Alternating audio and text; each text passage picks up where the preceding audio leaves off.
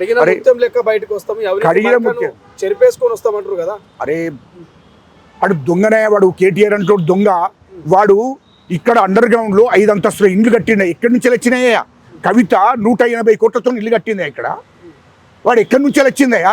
ఆడ ఇల్లు ఇక్కడ బంజారాహిల్స్లో ఇల్లు కడితే 2002, 2003లో అది కూడా తెలంగాణ స్టేట్మెంట్ ఉపయోగించి ఆంధ్ర వాళ్ళ దగ్గర డబ్బులు వసూలు చేసి ఆ ఇల్లు కట్టుకున్నారు.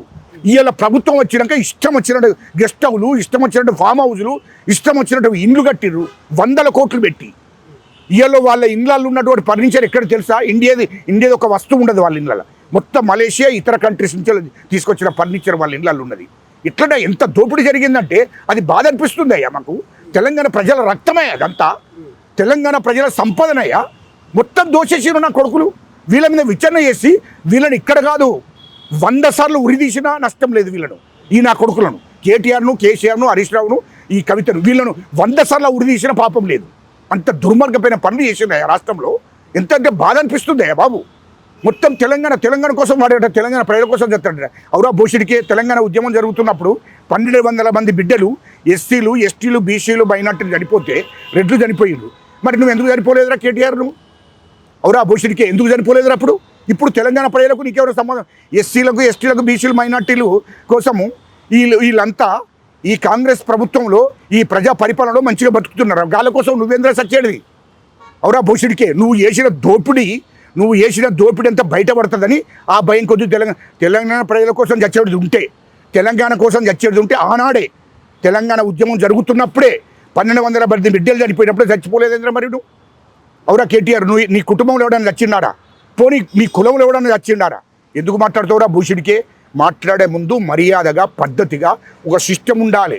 ఆ సిస్టమ్ లాగా మాట్లాడకపోతే నేను దత్తా ఎవడరా నేను చావు అన్నాడు. సావు ఎవరికిరా? తెలంగాణ ప్రజలకు నీకేం సంబంధం రా? తెలంగాణ ప్రజలకు నీకేం సంబంధం రా?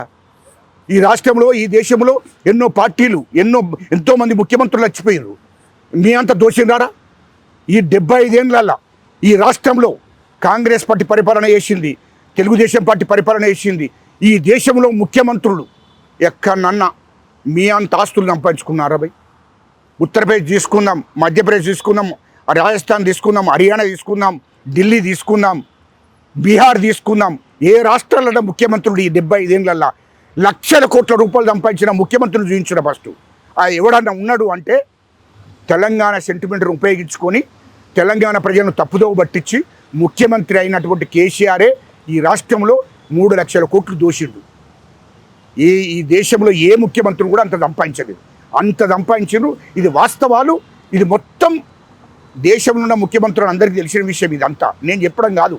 దేశంలో ప్రధానమంత్రి నరేంద్ర మోడీ గారికి కూడా తెలిసింది, అన్ని పార్టీల వాళ్ళకు కూడా తెలుసు. ఇక్కడి నుంచి వచ్చిన ఇంత డబ్బు హంగామా ఇష్టం వచ్చినట్టు పరిపాలన చేస్తారు. ఎవడ అబ్బసం అనుకుంటున్నారా? నీ తాత మొత్తాలు అనుకుంటున్నావు, నీ అయ్యేది అనుకుంటున్నావు, నీ అవ్వదు అనుకుంటున్నారా? మీరు ఎక్కడిదే ఈ డబ్బంతా ఎక్కడి నుండి వచ్చింది అనుకుంటున్నారా భయ్? మొత్తం తెలంగాణ ప్రజలను దోసుకున్న డబ్బే. ఆ 3 లక్షల కోట్లు గక్కించేదాకా మా ముఖ్యమంత్రి రేవంత్ రెడ్డి గారు నిద్రపోరు. తెలంగాణ ప్రజలు నిద్రపోరు. తెలంగాణ ప్రజలు సంతోషం. తెలంగాణ ప్రజలు వీడిని తీసుకుపోయారు కదా విచారణకు. మరి ఎవరైనా సపోర్ట్ చేసి రావా? వీడిని కేటీఆర్ని తీసుకుపోయాడు కదా, ఎవడైనా బయటకు వచ్చిండా? అరే భూషుడికే మీరు దొంగలని తెలంగాణ ప్రజలందరికీ తెలుసు. తెలంగాణ ప్రజల కోసం నువ్వు చచ్చడం అవసరం లేదు. మొదలు ఈ తెలంగాణ ప్రజల రక్తాన్ని మింగినరు, తెలంగాణ ప్రజల కష్టాలను దోషిండ్రు, తెలంగాణ ఆస్తులను దోషిండ్రు, తెలంగాణ ప్రజల ఆస్తిని దోషిండ్రు. కాబట్టి అవన్నీ మొత్తం రిటర్న్ అక్కించేదాకా నిద్రపోయించడం లేదు. ఇప్పుడు మీరు చెరపల్లి జైలుకి కాదు, తిహార్ జైలుకి పోతారు. మీరు తండ్రి కొడుకులు కేసీఆర్, కేటీఆర్, హరీష్ రావు, కవిత మళ్ళొక్కసారి తిహార్ జైలుకు పంపితేనే కరెక్టు. లేదు అంటే తెలంగాణ ప్రజలు లక్షల మంది చెప్పులు తీసుకొని వచ్చి మిమ్మల్ని ఈ రాష్ట్రం నుంచి ధర్మేశ్వర రోజులు కూడా దగ్గరికి వస్తున్నాయి. జాగ్రత్త చెప్తున్నాను. ఇది మొత్తం మీద ఉద్యమకారుడు కాంగ్రెస్ నేత ప్రజలకంతా క్లియర్గా చెప్తా ఉన్నాడు. తెలంగాణ ప్రజల రక్తం ధారపోస్తే ప్రజల సొమ్మును, ప్రజల ఆస్తిని ఇక తీసుకున్నటువంటి కేటీఆర్ కావచ్చు, కేసీఆర్ కావచ్చు, కల్వకుట్ల ఫ్యామిలీ తిరిగి ఇచ్చేంత వరకు, తిరిగి కక్కించేంత వరకు ఖచ్చితంగా అవినీతి విచారణలు జరిపిస్తూ ఉన్నాము. విచారణ కొలిక్కి రాబోతా ఉన్నాయి.